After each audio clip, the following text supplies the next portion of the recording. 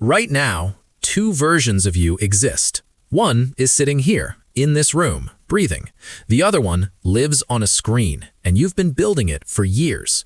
The problem? Those two versions of you are starting to hate each other.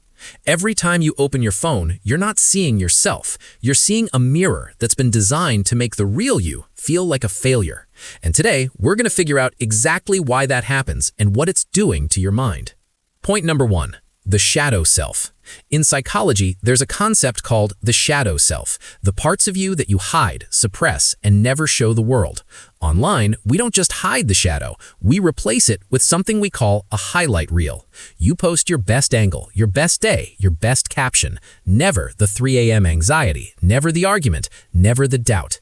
And slowly, your brain starts believing that the polished version is who you're supposed to be. Psychologists call this cognitive dissonance, the mental tension between who you are and who you're pretending to be. And when that gap gets wide enough, your real life starts to feel like a rough draft of your Instagram feed. You stop living and start performing. Point number 2, the algorithm trap. So why can't we just stop? Because it's not a habit anymore. It's a system. The algorithm isn't just showing you content. It's quietly deciding what you should want, who you should envy, and what kind of person you should be trying to become. There's a psychological phenomenon called the spotlight effect. This feeling that everyone is watching you, judging every move, noticing every flaw. Online, that feeling is turned all the way up, and it leads to something I call digital paralysis. You become so afraid of ruining the image you've built, you stop being honest altogether. You're no longer expressing yourself, you're managing yourself. And there's a big difference between those two things.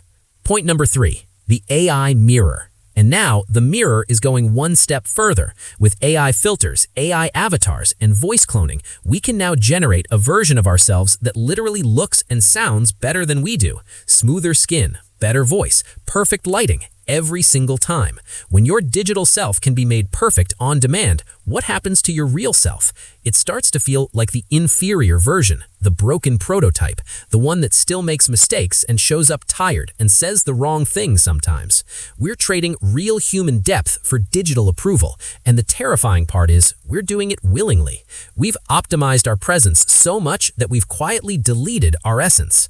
So how do you break the mirror? You start by remembering that authenticity isn't a strategy, it's a survival skill. Stop feeding the version of you that only exists online. Turn off the filters. Post the mess sometimes. Let people see the real draft, not just the final edit. If you've ever felt that weird anxiety before posting something, that pause where you think, will this fit my brand?